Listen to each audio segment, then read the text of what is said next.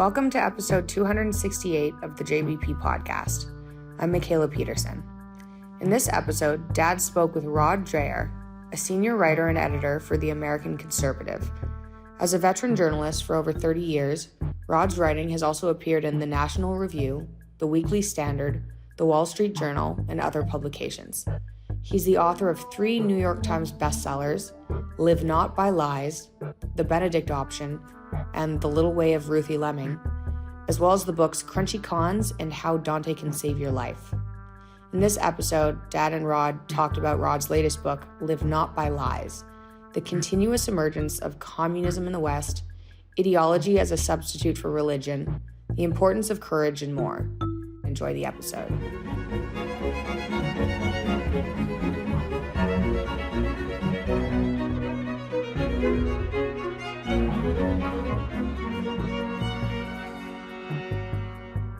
Hello, everyone. I'm here today with Rod Dreher, a senior editor at The American Conservative.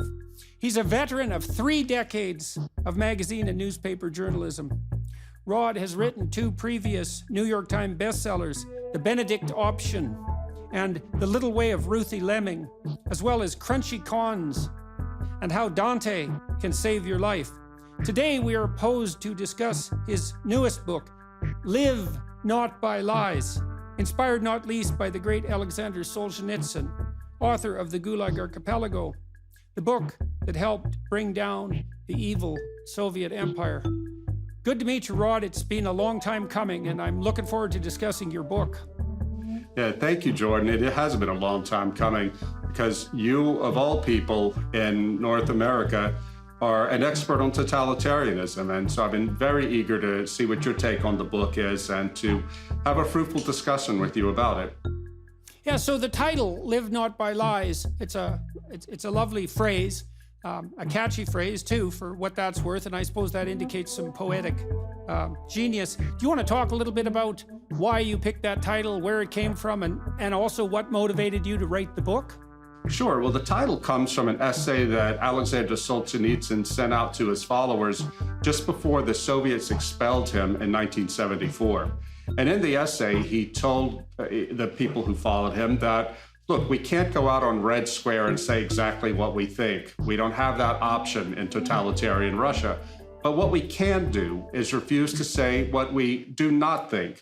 This is the power we have, to refuse to speak lies or to refuse to assent to lies when they are spoken around us.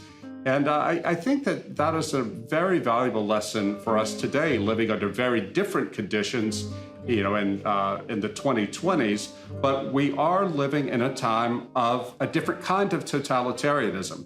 And that brings us to why I began to write the book, the genesis of the book. Around 2015, I received a phone call from a man, a physician at the Mayo Clinic, who said, listen, I have to tell somebody this. I have to tell some journalist this. He said his elderly mother lives with him and his wife there, and she had immigrated to America after she was released from prison in communist Czechoslovakia. She had spent 4 years in prison there and was tortured for being a Vatican spy. Why did they call her a Vatican spy? Because she refused their order to stop going to church. Well, the lady came to America, she married, she started a family, but now at the end of her life, she was telling her son, the things I see happening in America today remind me of what I left behind. Well, what was she talking about? She's talking about the fact that people are terrified to say what they really think. She was talking about how people could lose their businesses or lose their jobs simply for having the quote-unquote wrong opinion.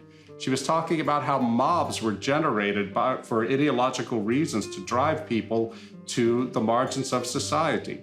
She was talking about the way language is being falsified in service of an ideological agenda.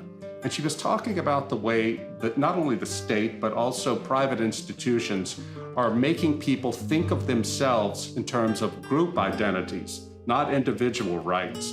And that all of this seemed to be part of a totalitarian mindset. Well, I thought, Jordan, that what this old lady said was kind of outrageous. My mother is old. She watches a lot of cable news. She's afraid of things too. But then I began to ask people whenever I would meet them at conferences or when I traveled, if I would find out that they're from the Soviet bloc, they came to the West from the Soviet bloc, I would simply ask them, are the things you're seeing happen here in North America consonant with what you left behind? Jordan, every single one of them said yes. And if you talk to them long enough, they would be so angry that Americans wouldn't believe them because we just don't think it could happen here. And the more I began to talk to them, the more I began to realize that the cause of this, or the basic cause of this, is that our idea of totalitarianism depends on the Cold War. It comes from Stalinism. It comes from George Orwell's 1984, in which the all-powerful state forced totalitarian ideology on people by making them afraid and by inflicting pain and terror on them. Well, we don't have that now. We don't have gulags. We don't have secret police yet, anyway. We don't have bread lines and all the things that we associate with the Soviet Union. So why is this totalitarianism? Well, I came to understand that this is a softer form and a different form, a form that has more to do with Aldous Huxley's Brave New World than with Orwell's 1984. It is a totalitarianism built on comfort and status and well-being. And we can't really see it because we're looking to the past to tell us what totalitarianism is. But these people, these emigres who lived through it, they sense it. They are our canaries in the coal mine, and we better listen to them. So I wrote the book to not only talk about what they were seeing happening in our time and place that reminded them of totalitarianism, but also I traveled to Central Europe and to Russia to talk to people who didn't emigrate, people who stayed behind to resist. And I wanted to find out from them, what should we in the West do to prepare ourselves for what is to come and to live lives of integrity rooted in the truth and rooted in courage? So I was just in Eastern Europe talking to people in Romania and Hungary and Albania and Estonia, other Eastern European countries.